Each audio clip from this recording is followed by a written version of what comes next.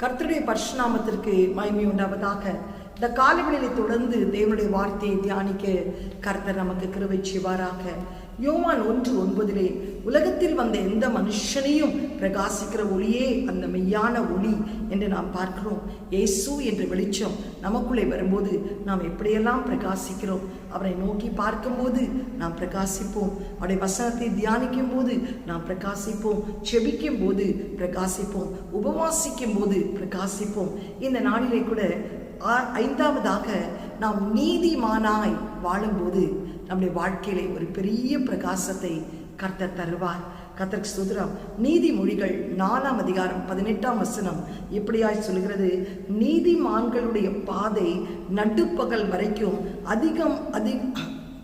அதிகமாய் பிரகாசிக்கிற சூரிய பிரகாசம் போல் இருக்கும். எவ்வளவு அழகான ஒரு வசனம் பாருங்க. நீதிமான்களுடைய பாதை, ஹல்லேலூயா, நீதிமான்களுடைய பாதை நடுப்பகல் வரைக்கும் அதிகமாய் பிரகாசிக்கிற சூரியனை போல் பிரகாசிக்குமா. என்ன அழகான ஒரு வார்த்தையை கர்த்தர் நீதிமானுக்கு வச்சிருக்காரு. சூரிய காலையில 6 மணிக்கு உதிச்சா அந்த சூரியன் உடைய வெப்பம் வெதுவெதுப்பா இருக்கும். திருப்பி 10 மணிக்கு கொஞ்சம் நல்லா இருக்கும், 11 மணிக்கு கொஞ்சம் வெதுவெதுப்பா இருக்கும். ஆனால் 12, 1, 2 நடுப்பகல் அப்படியே சூடா அப்படியே வெளிச்சமா இருக்கும். கர்த்தருக்கு ஸ்தோத்திரம். ஆண்டவர் சொல்றாரு, ஒரு நீதிமானுடைய பாதை அப்படிதான் இருக்குமா. நடுப்பகல் வரைக்கும் சூரியன் எப்படி ஒரு பிரகாசமா இருக்குமோ அப்படியாய் அவருடைய வாழ்க்கை பிரகாசிக்கும். நடுப்பகலிலே சூரியனுடைய பிரகாசத்தை போல் ஒரு நீதிமானுடைய வாழ்க்கை பிரகாசிக்கும். நடுப்பகல் எப்படி இருக்கும், வெளிச்சமாய் சூடாய். அப்படிதான் ஒரு கர்த்தருக்கு ஸ்தோத்திரம் உண்டாகும். சங்கீதம் 1 சொல்லப்படுகிறது, நீதிமான் யார் என்று சொல்லி பார்க்கும்போது நமக்கு ஒரு கேள்வி வரணும், நான் ஒரு நீதிமானா அப்படின்னு பார்க்கும்போது நீதிமான் யார் என்று சொல்லி வேதம் சொல்லுகிறது. சங்கீதம் 1 துன்மார்க்கனுடைய ஆலோசனை நடக்காதவன், பரியாசக்கார உட்காரும் இடத்திலே உட்காராதவன், பாவிகளிடத்திலே நில்லாதவன். கர்த்தருக்கு ஸ்தோத்திரம். அவன்தான் நீதிமான். அவன் இரவும் பகலும் வேதத்தை தியானித்து உஷ்ணகாலத்திலும் இலை உதிராத மரத்தை போல் தப்பாமல் கனி கொடுப்பான். அவன் செய்வதெல்லாம் வாய்க்கும்.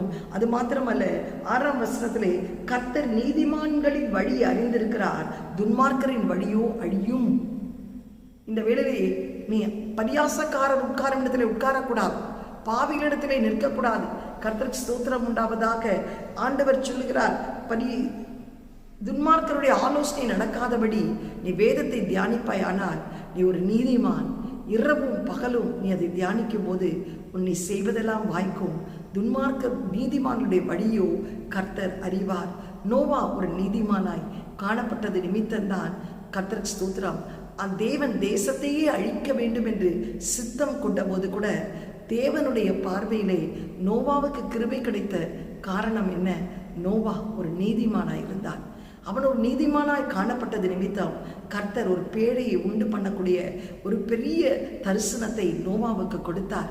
எப்படி செய்ய வேண்டும், எப்படி கட்ட வேண்டும், எல்லாவற்றையும் கொடுத்து அந்த ஜலப்பிரவாகம் வந்தபோது நோவாவுடைய குடும்பம் 8 பேரை கர்த்தர் காப்பாற்றி அதன் மூலமாய் ஒரு நல்ல சந்ததி உருவாகத்தக்கதாக கர்த்தர் கிருபை செய்தார்.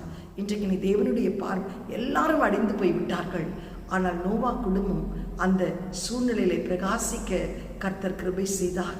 இன்றைக்கு உன்னுடைய வாழ்க்கையிலே கூட அப்படிப்பட்ட ஒரு நீதிமானாய் இருக்கும்போது என்ன சேதம் தேசத்திலே வந்தாலும் நீயும் உன் குடும்பத்தையும் கர்த்தர் காக்க வல்லமை உள்ளவராய் இருக்கிறார்.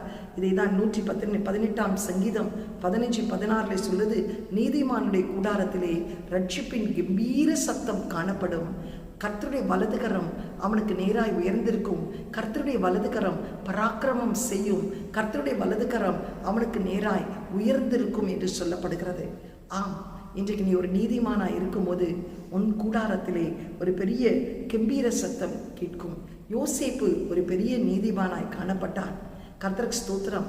அவன் அந்த பாவத்துக்குரிய இச்சைகளுக்கு பார்வோனுடைய அந்த பொர்த்திபாவுடைய மனைவி அவனை அனுதினமும் அவனோடு சைனிக்க சொன்னபோது கூட தேவனுக்கு விரோதமாய் நான் பாவம் செய்ய மாட்டேன் என்று சொல்லி அதை உதிரி தள்ளிவிட்டு அவன் ஓடினது நிமித்தம் கர்த்தருக்கு ஸ்தோத்திரம் அவன் அந்த எகிப்துக்கே ஒரு அதிபதியாய் மாற கர்த்தர் கிருபை செய்தார். அவன் நீதிமானாய் வாழ்ந்தது நிமித்தம் சிறைக்கு கடந்து போகக்கூடிய சூழ்நிலை இருந்தது. ஆனாலும் சிறையில் இருந்து சிங்காசனத்தில் வந்து அமரும்படி கர்த்தர் கிருபை பாராட்டினார். கர்த்தருக்கு ஸ்தோத்திரம். இன்றைக்கு எத்தனை பிள்ளைகள் ரட்சிக்கப்பட்டு ஞானஸ்தானம் எடுத்து அபிஷேகம் பண்ணப்பட்ட பிள்ளைகள் செல்போனுக்கு அடிமையாகி செல்போனில் இருக்கிற பாவங்களை எல்லாவற்றையும் பார்த்து கர்த்தருக்கு ஸ்தோத்திரம் உண்டாவதாக ஒரு துன்மார்க்க ஜீவியம் செய்து இன்றைக்கு தேவ சமத்தை விட்டு விலகி போகிறதை நாம் பார்க்கிறோம்.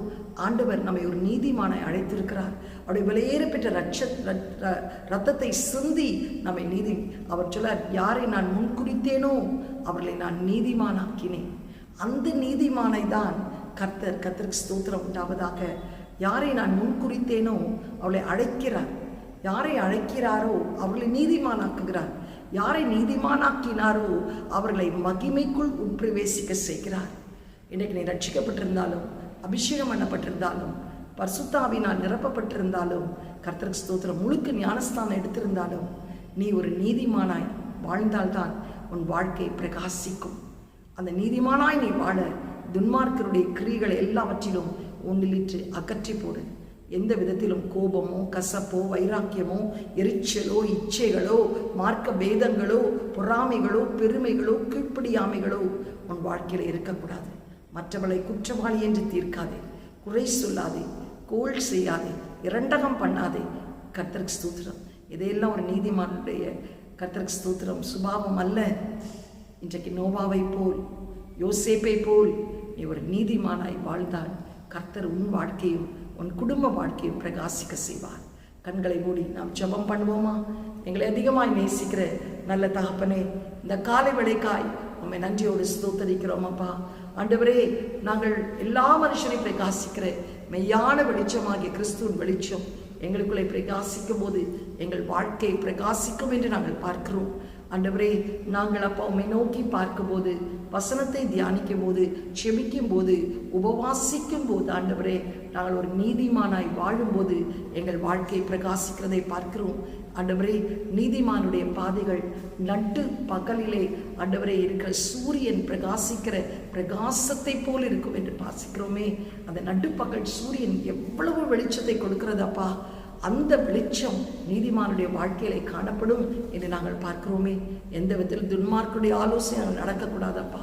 பாவிகளுடைய வழியிலே நிற்கக்கூடாது. பரியாசக்காரர் உட்கார இடத்துல உட்காராதவர், இரவும் பகலும் வேதத்தை தியானித்து உஷ்ணகாலத்திலும் இலையுதிராத மரத்தை போல் தப்பாமல் கனி கொடுத்து தாவே எங்கள் காரியங்கள் எல்லாம் வாய்க்க செய்து நீதிமான்களுடைய வழியை அறிவேன் என்று சொல்லினேன். ஒரு நோவாவை போல், ஒரு யோசேப்பை போல் ஆண்டவரே அப்பா, ஒரு யோபை போல் நாங்கள் ஒரு நீதிமானாய் வாழ எங்களுக்கு உதவி செய்யும் ஆண்டவரே. எந்த அசுசிகளோ சத்துருடைய வல்லமைகளோ ஆண்டவரை பாவக்கிரியைகளோ எங்கள் வாழ்க்கையிலே காணப்படாத படிக்கிறாச்சா ஆண்டவரை. யாரை முன்குறித்தீரோ அவளை அழைத்திருக்கிறீர். அழைத்தவர்களை நீதிமானாக்குகிறீர். நீதிமானாக்குகிறவர்களை மகிமைக்குள் பிரவேசிக்க செய்கிறீர் அப்பா. ஆண்டவரை, இன்றைக்கு ஒரு நீதிமானாய் நாங்கள் வாழும்போது எங்கள் வாழ்க்கையில் ஒரு பெரிய பிரகாசம் எங்களுக்கு உண்டு என்பதை நாங்கள் விசுவாசிக்க கிருபை செய்யும். இயேசுவின் மூலம் நல்ல பிதாவே, ஆமென்.